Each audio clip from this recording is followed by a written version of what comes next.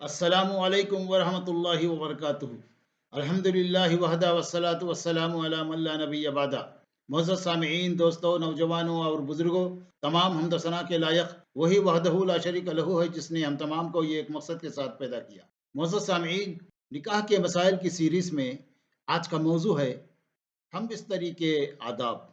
ہم بستری سے قبل درج ذیل دعا پڑھنی مسنون ہے۔ ایک حدیث میں آتا ہے، عبداللہ بن عباس رضی اللہ عنہما سے روایت ہے کہ رسول اللہ صلی اللہ علیہ وسلم نے فرمایا، جب تم لوگوں میں سے کوئی اپنی بیوی کے پاس آنے کا ارادہ کرے تو یوں کہے، بسم اللہ اللہم جنبنا الشیطان و جنب الشیطان ما رزقتنا، یعنی اللہ کے نام سے، یا اللہ ہمیں شیطان سے دور رکھ اور اس چیز سے بھی شیطان کو دور رکھ جو تو ہمیں عطا فرمائے۔ بس اگر ہم بستری کے دوران میاں بیوی کی قسمت میں اولاد لکھی ہے تو شیطان اسے کبھی ضرر نہیں پہنچا سکے گا۔ اسے بخاری اور مسلم نے روایت کیا ہے۔ معزز سامعین، گناہ سے بچنے کی نیت سے بیوی سے صحبت کرنا باعث اجر و ثواب ہے۔ ایک حدیث میں آتا ہے، ابو ذر رضی اللہ عنہ سے روایت ہے کہ صحابہ کرام رضی اللہ عنہم میں سے بعض نے نبی کریم صلی اللہ علیہ وسلم سے دریافت کیا، یا رسول اللہ صلی اللہ علیہ وسلم، جب ہم میں سے کوئی اپنی بیوی سے ہم بستری کر کے شہوت پوری کرتا ہے تو کیا اس کے لیے ثواب ہے، اس کے لیے اجر ہے؟ تو آپ صلی اللہ علیہ وسلم نے فرمایا، بتاؤ اگر وہ حرام طریقے سے شہوت پوری کرے تو اس پر گناہ ہوگا یا نہیں؟ انہوں نے کہا ہوگا۔ تو آپ صلی اللہ علیہ وسلم نے فرمایا، اسی طرح جب وہ حلال طریقے سے شہوت پوری کرتا ہے تو اس کے لیے ثواب ہے۔ اسے مسلم نے روایت کیا ہے۔ معزز سامعین، دوبارہ صحبت کرنے سے قبل وضو کرنا مستحب ہے۔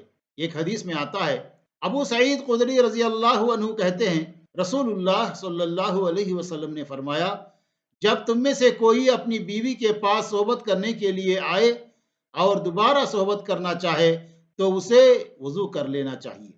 اسے مسلم نے روایت کیا ہے۔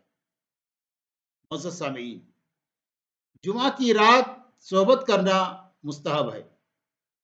ایک حدیث میں آتا ہے، اوس بن اوس رضی اللہ عنہ کہتے ہیں، رسول اللہ صلی اللہ علیہ وسلم نے فرمایا، جو شخص جمعہ کے دن غسل کرے اور بیوی سے صحبت کر کے اسے بھی غسل کرائے، جمعہ پڑھنے کے لیے جلدی مسجد میں آئے اور خطبے کے شروع میں شریک ہو، خطیب کے قریب بیٹھے، خطبہ غور سے سنے اور خاموش بیٹھا رہے تو اسے مسجد میں جانے اور آنے ہر قدم کے بدلے میں 1 سال کے روزے اور 1 سال کے قیام کے برابر ثواب ملتا ہے۔ اسے ترمذی نے روایت کیا ہے۔ معزز سامعین، بچے کو دودھ پلانے کے عرصے میں بیوی سے ہم بستری کرنا جائز ہے۔ جزامہ بنت وہب رضی اللہ عنہ کہتی ہیں، میں لوگوں کی موجودگی میں رسول اللہ صلی اللہ علیہ وسلم کی خدمت میں حاضر ہوئی۔ آپ صلی اللہ علیہ وسلم نے فرمایا، میں نے ارادہ کیا تھا کہ لوگوں کو غیلہ یعنی دوران ریاضت جمع کرنا سے منع کر دوں، لیکن میں نے دیکھا کہ روم اور فارس کے لوگ غیلہ کرتے ہیں اور ان کی اولاد کو کوئی ضرر نہیں پہنچتا، تو میں نے منع کرنے کا ارادہ ترک کر دیا۔ اسے مسلم نے روایت کیا۔ معزز سامعین، بیوی سے دن کے وقت ہم بستری کرنا جائز ہے۔ ایک حدیث میں آتا ہے، ابو ہریرہ رضی اللہ عنہ سے روایت ہے کہ نبی کریم صلی اللہ علیہ وسلم نے فرمایا، عورت کے لیے جائز نہیں کہ اپنے شوہر کی موجودگی میں اس کی اجازت کے بغیر نفلی روزہ رکھے۔ اسے بخاری نے روایت کیا ہے۔ معزز سامعین، ہم بستری کے بعد میاں بیوی کا ایک دوسرے کے بھید ظاہر کرنا منع ہے۔ اسی طریقے سے بیوی سے اگلی یا پچھلی سمت سے قبل میں صحبت کرنا جائز ہے۔ یعنی ابن منقدر رحمہ اللہ نے جابر رضی اللہ عنہ کو کہتے سنا ہے کہ یہودی کہتے، جب آدمی اپنی بیوی کی پچھلی سمت سے جمع کرے تو بچہ بھینگا پیدا ہوتا ہے۔ اس پر یہ آیت نازل ہوئی، تمہاری عورتیں تمہاری کھیتیاں ہیں، اپنی کھیتیوں میں جیسے چاہو آؤ۔ سورہ بقرہ۔ اسے مسلم نے روایت کیا ہے۔ غسل جنابت سے پہلے سونا ہو تو وضو کر لینا مستحب ہے۔ ایک حدیث میں آتا ہے، عائشہ رضی اللہ عنہا فرماتی ہیں، جب نبی کریم صلی اللہ علیہ وسلم حالت جنابت میں سونا چاہتے تو اپنی شرمگاہ دھو کر نماز کی طرح وضو فرماتے اور سو جاتے۔ اسے بخاری نے روایت کیا ہے۔ طبی ضرورت کے تحت عزل کی رخصت ہے، ورنہ نہیں۔ عکاشہ رضی اللہ عنہ کی بہن جزامہ بنت وہب رضی اللہ عنہ کہتی ہیں، میں رسول اللہ صلی اللہ علیہ وسلم کی خدمت میں حاضر ہوئی، لوگ موجود تھے، انہوں نے عزل کے بارے میں سوال کیا تو رسول اللہ صلی اللہ علیہ وسلم نے فرمایا، یہ بچے کو خفیہ زندہ درگور کرنا ہے۔ اسے مسلم نے روایت کیا ہے۔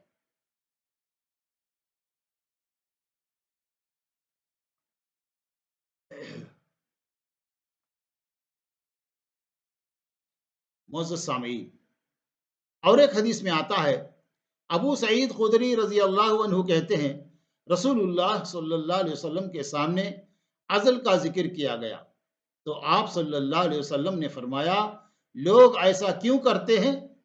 آپ نے یہ نہیں فرمایا لوگ ایسا نہ کریں۔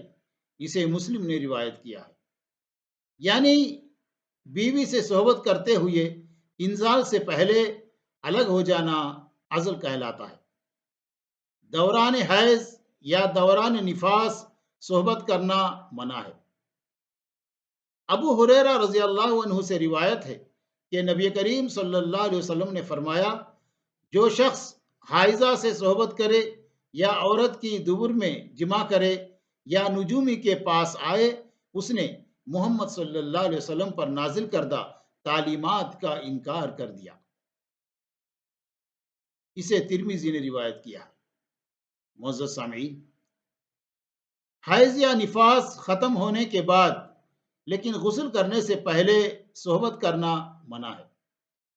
عبداللہ بن عمر رضی اللہ عنہما سے روایت ہے کہ نبی کریم صلی اللہ علیہ وسلم نے فرمایا، حیض یا نفاس والی عورت کے خون کا رنگ جب سرخ ہو تو جمع کرنے کا کفارہ 1 دینار سونا ہے، اور اگر خون کا رنگ زرد ہو یعنی خون آنا رک چکا ہو لیکن ابھی غسل نہ کیا ہو تو جمع کرنے کا کفارہ نصف دینار سونا ہے۔ اسے ترمذی نے روایت کیا ہے۔ یعنی 1 دینار کا وزن 4 گرام کے برابر ہے۔ معزز سامعین، بیوی سے